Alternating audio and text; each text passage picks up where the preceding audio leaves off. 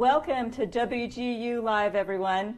I'm Melissa Flores, and I'm the Vice President of State Operations and State Partnerships for the university. I am so excited to share and talk to you today about our topic, Women in Leadership. We have three guests with us today, two WGU grads who hold some prominent positions in leadership, and we also have a current student who is one of our Women in Leadership scholarship recipients. You know, throughout my career, I have had the good fortune of working with some incredible and impressive women. WGU executives, leaders, staff members, all leaders in their own rights. And the three women that are joining me today are also definitely impressive. So let's introduce our first guest with a short video. Take a look.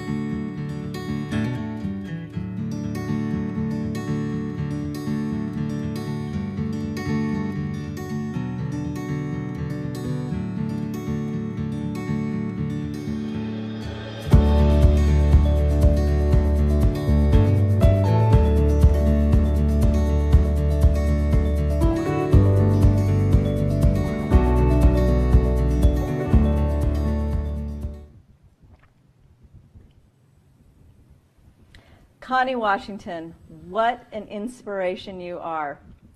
So Connie is the Director of Talent and Culture at Progressive Leasing here in Salt Lake City. She has her Bachelor's of Science in Business Management and a Master's of Science in Management Leadership.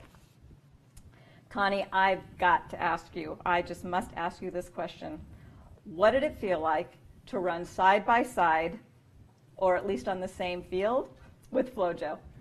It was pretty amazing, a little bit intimidating to be with a world-class athlete, Olympic champion, right there on the track next to me, but we were there to do something, and so we got it done, but it was definitely an honor to be with her, but it was fun to compete against her. What an experience of a lifetime. When you say intimidating, I think about that in our business world sometimes and how we can feel intimidated as well. Absolutely. Take that off the track and into the boardroom. Well, I think, you know, sometimes we sell ourselves short and we don't feel like we're quite up to what we should be, but, you know, they felt that we should be on the track with that team when we competed, and we're often in situations that our leaders believe we should be in, so we should believe also that we should be in those positions. Yeah. It seems to me like your athletic career really shaped who you are as a business professional as well. Yeah, absolutely. Yeah. It gave me the discipline that I needed. You have to push through very difficult things. You have to work hard when maybe you're tired, you're injured. There are a lot of different things going on, but you still have something that you have to get done. They're paying you to go to school, to run, so I had something that I needed to do. And often that's the same thing in our work. Things get uncomfortable, things get challenging, they get difficult, and we're required to push through to make sure that it gets done, and we do what we're responsible to do. Right. I guess you can't just, well, I guess you could walk off the field, but that wouldn't be the right decision to make. And so sometimes making those tough decisions, even if they're not the right decisions and there's mistakes associated with them, if we are not learning and growing, what is the point? Absolutely. Right? And we learn from those mistakes. I learned from those mistakes on the track. I jumped the gun, or I didn't finish the race appropriately. I didn't jump the right way, and my coach would coach me on the situation and shoot me back out onto the track to get it done and to succeed. And that's what he would do, is set us up to succeed. And that's what we often have our leaders do for us, is set us up to succeed. We might fall short, we jump back on, and we get it done. Yeah. We make such a difference in so many lives, and being able to model the way, don't you think that that is just part of what's being a fabulous leader, is being able to model the way and being vulnerable to say, you know, yeah, I make mistakes too. No one is perfect, and sharing those mistakes so that others can learn from them. Yep, it's okay. Nobody's perfect, and that's how we grow. When I've had those difficulties and I've made those mistakes, I look back, and those were often a catapult to growth, because I learned, okay, I can survive a mistake, and I learned from that mistake, and now I'm better for it. Yeah. Makes such a big difference, but you also have to have the strength within in order to take that leap. Absolutely. Yeah, I agree. So you received both your undergraduate and your graduate degrees at WGU, and you just told me that you are pursuing a third degree, right? I am. Yeah, it's the best program. Why? Tell us why you're going back for number 3. Tell us about that experience. Well, the first 2 experiences were fantastic. I was intimidated at first about going back to school because it had been 20 years, and then going back to school online. I wasn't going to be in a classroom, so I wasn't sure I was going to learn the way that I needed to. So that made me a little bit nervous. But I had a mentor that coached me through it. It took me a month to take my first test because I didn't think I was ready. And then once I did, it was the best experience. And I didn't realize how much I knew through the business world. So I was able to finish my bachelor's in 11 months. And it was a great experience and it built my confidence. I wasn't a great student in high school and college. In my early years, so I wasn't sure I could do it. So my confidence just shot through the roof when I recognized I do know a few things, and I think the business world has taught me that. Yeah, I would totally agree. Let's go back to online for a minute, because you mentioned that going back to school after 20 years and going online was really intimidating. But we are living and working in a technology world. I'm certain that you use technology all day long, every day.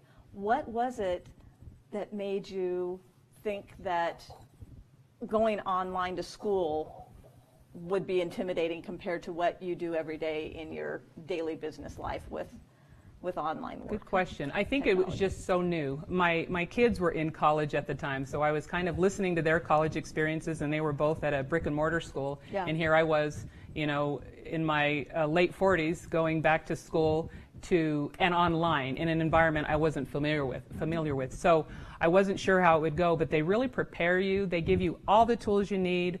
And then if you're motivated, which I am, and self-driven, you set your own pace and you go as fast or as slow as you need to.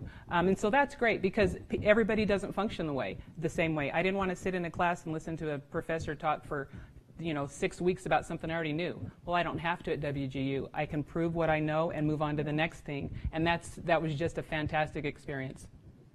Terrific. And clearly online was not, once you got past that first hurdle, Awesome. The online environment was not a prohibitor for you at all. Not at all, and I would recommend anybody do it because it's fantastic. Right. That's terrific. Great. So your background is in human resources. You currently serve as the Director of Talent and Culture at a large financial company. I imagine that you coach and work with a lot of women in your role. Mm-hmm. Tell us what you see as some of the common mistakes that women make, and how do you coach them to overcome those mistakes? Yeah, I think one of the mistakes we make is we sell ourselves short. We don't realize what we bring to an organization.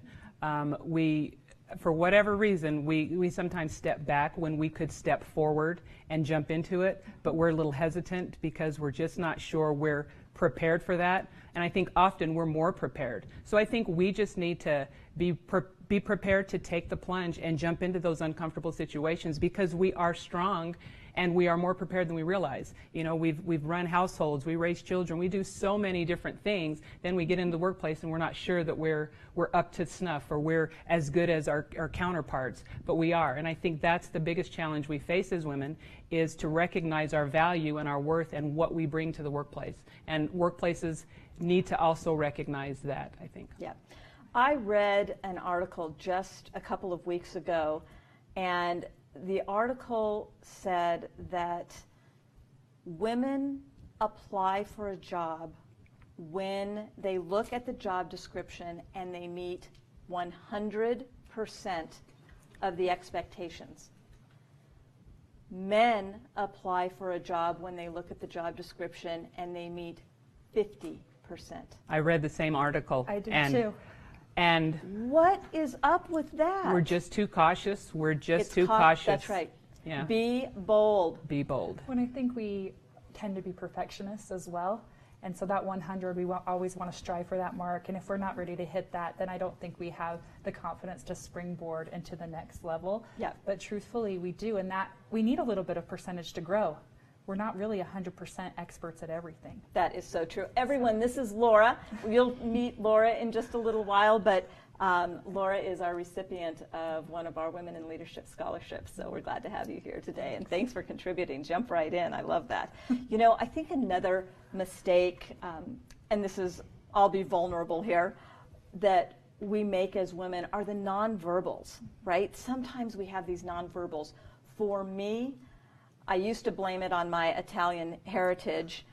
Oh, I just talk with my hands all the time, right? Focus, that's me. I know I do it. Sure. But while 50% of everybody, of what is interpreted is nonverbal, overdoing that can really be perceived as a lack of control.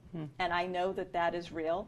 So part of what I do, one, I'm aware of that, but number two, right, I sit on my hands. I do so much. I don't know if you experience that at all, or if you have other nonverbals that sometimes lend itself to the fact that more women do that than men. I know a head tilt is another one, right? Too much head tilting is not the image that you want to project. I don't know if you guys have others, but that one, at least for me, I'm always working on that one.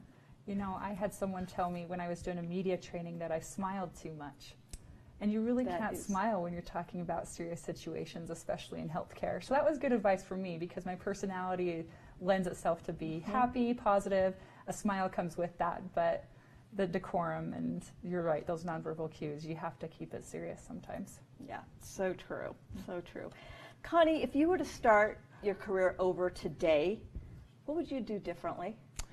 Good question. I think I would have been a little bit more deliberate. I kind of winged it. I had kids young, raised my kids, then I kind of accidentally landed in a payroll job, and then oftentimes HR goes with payroll, and thankfully it was a good fit.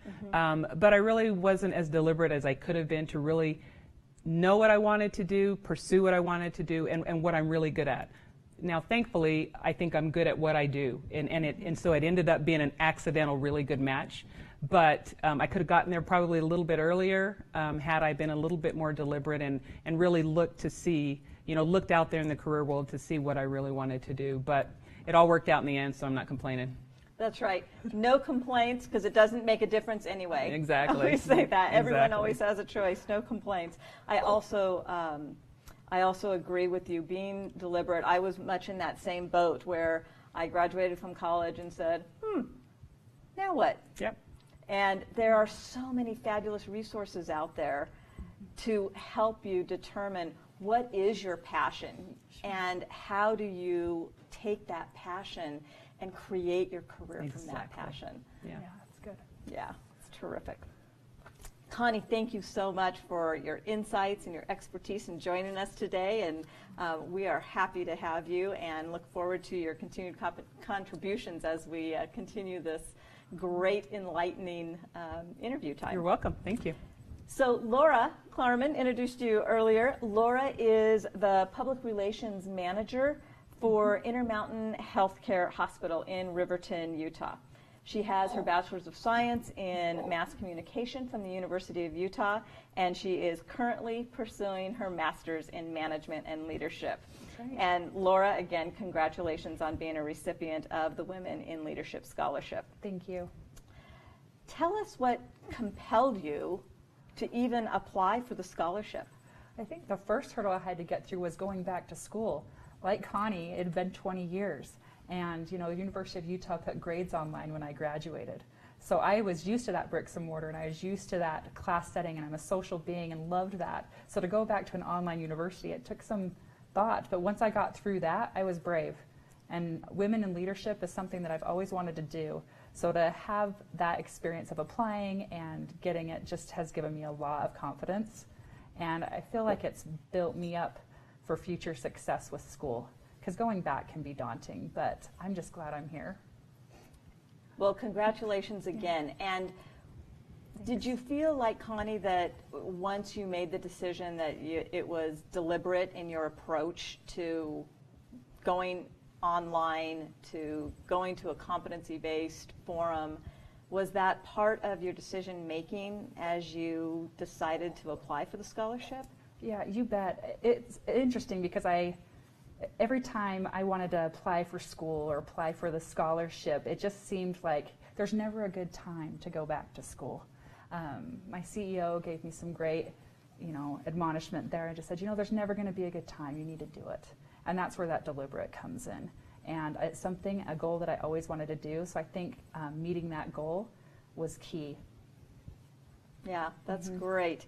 And tell us, how has it made a difference? Now that you're in the program, how has it made a difference in your educational outlook? Oh, thank you, because you hit those roadblocks. My first class was writing an APA-style paper that was 15 pages long. I hadn't done that in 20 years. And so to get back into the groove and to have some small wins every time you turn that in and you don't get it revised back, or you pass the test the first time, it builds your confidence and you get to be on a roll. And so I started March 1st, and it took me a couple months to get those first 2 papers in, but then once I finished it, it just gave me the confidence to keep going, and so it feels good. That's great. Yeah. Tell us about how your role models or mentors in your life have impacted your career. Mentors have meant everything in my career. I think with my first real PR job, it was in St. George, and I had a wonderful mentor who was our director, and she just saw my strengths and maybe saw some things in myself that I didn't see, some of that potential, and just helped me find that for myself. And so I think thanks to her, I was able to grow in my career, apply for a manager job, and then that has been a huge growth period for me these last 5 years. So I think sometimes mentors can see you better than you can see yourself. And when they care about you, they tell you to do your best and go for it. Mentors can see you sometimes better than you can see yourself. Yeah. Connie, would you agree with that? Absolutely. Have you had mentors in your career? I have. And I also take it back to my college coach. It was the same thing. He saw me beyond where I could see myself and challenged me beyond where I would have gone because I wanted to be comfortable, and he wanted to nudge me out of that comfort. And that's what mentors do. They can help nudge you out of that comfort zone. They do. And challenge you. Everyone needs a mentor. Don't you agree with that? I agree. I mean, everyone needs a mentor. And great women leaders always have a mentor. They broaden your perspective. They are usually about 8 to 10 steps ahead of you from your career. And, great mentors ask great questions, don't they? They ask thought-provoking questions. Didn't your mentors ask you thought-provoking questions? And challenge you. All the time. And they challenge you. So from a mentor standpoint, when you're looking for a mentor, everyone should have a mentor. When you're looking for a mentor, don't shy away from those that will ask the tough questions. If they're really supportive of you, that's what they do, right? That's how you learn and grow. Absolutely. I remember years and years ago, really early in my career, I had a choice of a few different paths in my career. And I said to my mentor at the time, no, I've changed my mind. I'm not going to go be that director. I'm really happy at the level where I am right now. Yeah. She looked me dead in the eye and she said, no, you're not. You're going to do it. And I said, nope, not ready. And she said, guess what? You're going to do it. Wow. And literally, she forced me to do it. And based on her support and her being so strong for me, I truly don't know if I would be where I was today if she had not pushed me at that early stage in my career. Yeah. That's what mentors do. So get a mentor. Yeah. Everybody needs a mentor, right? Definitely. Terrific. Laura, where did you find your mentor? Well, luckily I was able to work for her. She was my boss at the time, but the nice thing I wanted to point out as well is it doesn't have to be just one person. You can find mentors in every aspect of your life for everything that you're doing. I'm a mother of 4 young children.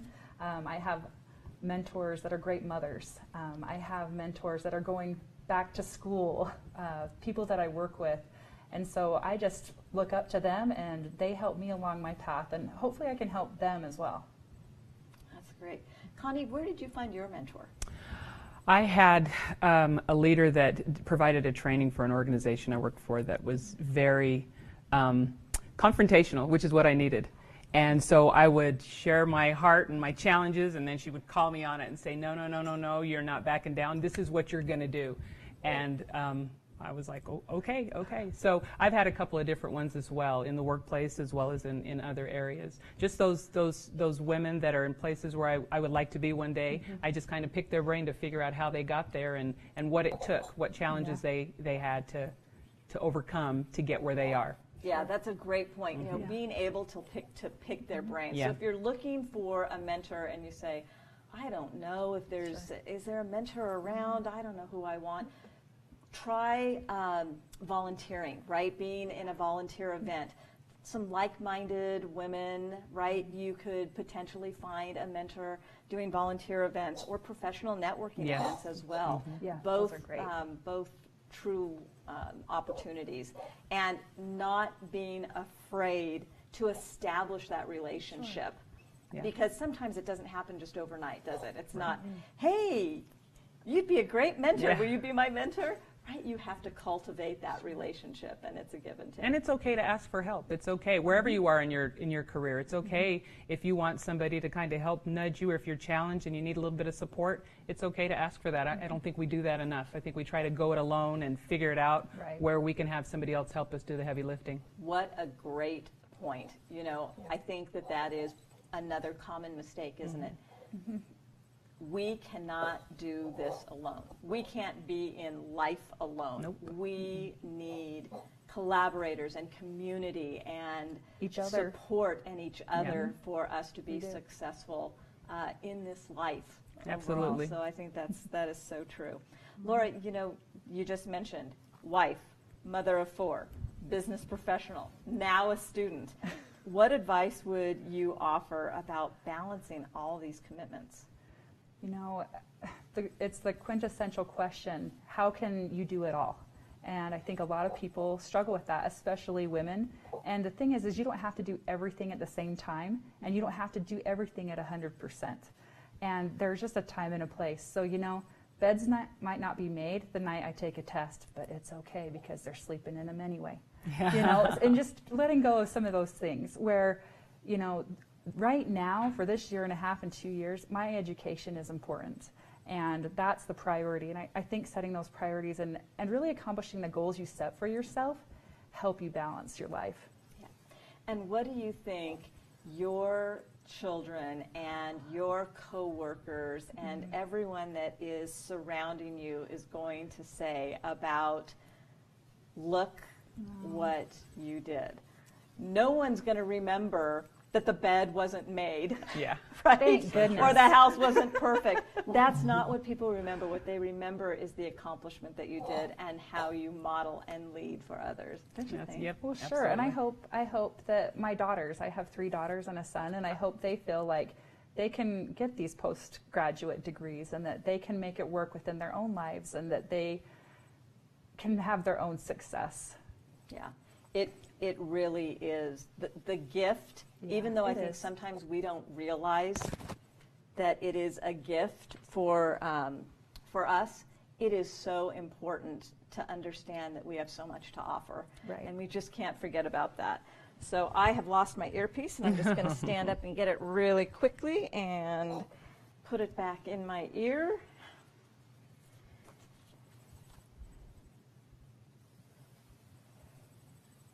Laura, it was a pleasure talking to you. Thank you. So enjoyed our time together, and just wonderful women. What a great conversation. Thanks. Enjoy it. Okay, Cheryl Woodhouse-Keese, welcome. We are delighted to have you from Indiana. Cheryl is the Chief Operating Officer of Rock, Paper, Scissors in Bloomington, Indiana. She has her BA in Sociology and Music from Loyola University in New Orleans, and her MBA from WGU. Cheryl, glad to have you. Tell us, what was your favorite part about your experience and earning your degree at WGU? I think my favorite part was just that I could actually go back to school and do it at this stage in my life. I'd wanted to go back for a master's degree for many years, but because I was a working professional, I had a very hard time finding a program that could accommodate my schedule and my budget. And I just loved everything about the WGU program. It was super organized. It allowed me to just go at my own pace whenever I had time. And of course, because I had been first an entrepreneur and then a business leader, I felt like I really did get credit for the knowledge I was bringing to the program. Terrific. Well, we're glad you've had such a great experience. You know, with your expertise and professionalism in the business world, tell us what women offer the business world that's unique. How would you say that we are unique in the business world and what we can offer? I think that women overall have very strong emotional intelligence, and I think that's very important to leading. I think really about your team, your staff is a huge thing that women bring to the work world. And I think another thing too is that women in general, I think about the good of the whole. They think about the social impact of what they're doing and not just whether a decision is best for them. And I'd love to see the idea become more prevalent in the business world.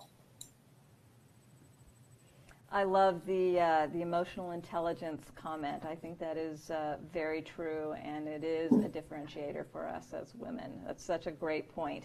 You know, with your role, you have so much interaction with women, not only inside your company, but outside the organization. And earlier, you heard me ask the question to Connie about what you see as the most common mistakes that women make in their career and how do we overcome them. What would you say are some of the most common mistakes that women make in their career? I think, at least for some women who are closer to my age, not keeping up with technology is a huge disadvantage. But for women across the entire workforce, I think it's super important to learn how to negotiate and ask for the money you deserve. Not just your salary, but really think about the benefit package, what you want, and really understand that you're worth it and ask for it. Because over time, it will impact your salary today, will impact your salary tomorrow. So I think learning how to ask for that is a very important skill. What great advice for everyone. You know, learning and knowing to ask for what you want. What you ask for today can impact tomorrow. That is advice that we could all use in our lives day to day. Thank you. So you've had a lot of career success. Looking back, tell me, what advice would you give your 20-year-old self?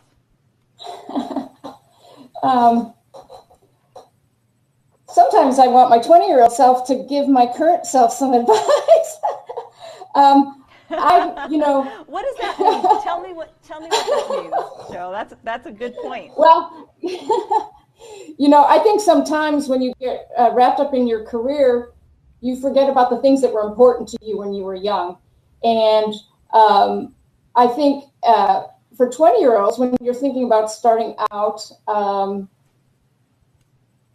I think it's important to keep following the things that interest you, that excite you, that are important to you, and not just follow the money. I think that comes. I think but I also think that building a life is important, and that you can devote a lot of time to your career, but you also have to remember that you are going to get older and you're young now. And you need to enjoy yourself and make sure you have balance and so that you don't look back and regret things that you should have taken the opportunity to do.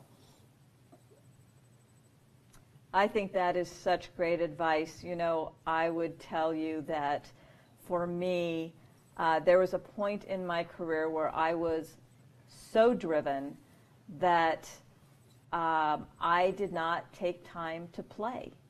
And even now, there's times where I have to say, I need to play. And that's a good thing. That is healthy. That creates a wonderful human being and a well-rounded human being. But I specifically remember a time in my career where I was starting up an international division, and I kid you not, I would go overseas for 3 weeks at a time and then be home for 6 weeks. And those 3 weeks, it was, 15 to 18-hour days, 7 days a week. And I was in these fabulous, fabulous places. Right. And looking back, so my advice for everyone out there is take some time, right? You never get that time back. And looking back on it, no one was ever saying, gosh, boy, she got those policies done in a New York minute, right? Nobody's saying that. They all got done. So, great advice. Cheryl, from your perspective, what do you think women need to know about serving in a leadership position? I think it's good to know that you can be both caring and strong at the same time. I don't think women should worry about showing that they care about other people, because I think that is a huge strength.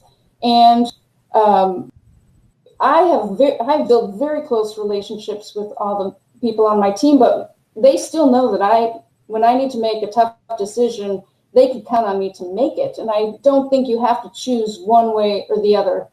You are allowed to be a whole human being. And to be a leader, you need to be a whole human being with multiple facets and skill set. I think the good news is that leadership, like any other skill, is a skill that you will get better with at time. When I think about when I had my business and my first employees, and some of the things I did that seemed so hard for me to do, and now as I've gotten older, it's become a little more like an art form, and you feel like, oh my gosh, that was a breeze. And I remember the first time I had to tackle that difficult situation, and I couldn't sleep for a week. And now I thought about it for 3 minutes. And we went in and handled this very tricky situation. And so again, it's a skill, and you get better as you mature and practice and throw yourself into it. Yeah.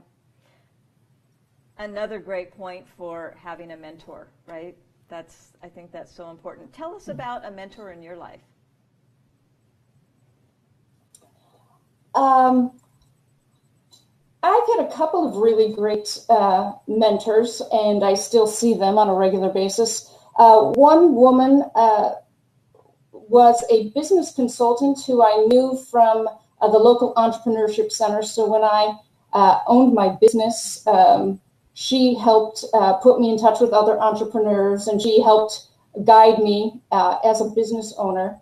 But then when I sold my business and went to my first job with a medical device startup, my supervisor there, he really helped me take the skills that I had developed as an entrepreneur and apply them to the business world. I hadn't applied for a job in 15, 16 years. And I was used to doing things a certain way. I hadn't really been out in the world for a long time working for other people. I'd been building my own business and had my own staff, but it was a different situation when I entered the world of other people's businesses. And he was a tremendous help to me, and he really taught me about asking for the salary I deserve too, in addition to presenting my skills in a whole new way. Wow, that's fantastic. I also heard you say that this particular mentor was a man. Nothing wrong Yes, with having he was. a mentor as a male as well, right? It's the truth. One of my favorite mentors was a male as well. Yeah. Yeah. You can still get the same outcomes if they are 8 to 10 steps ahead of you. They have experience. They care about you. I would say that as a leader too, wouldn't you? That just being a leader, you have to have it here. You have to care. So that's a great point. Cheryl, what changes do you see on the horizon in the business world? As you are looking out there from your vantage point, what do you see as changes going on in the business world that are on the horizon, and how does it relate to women?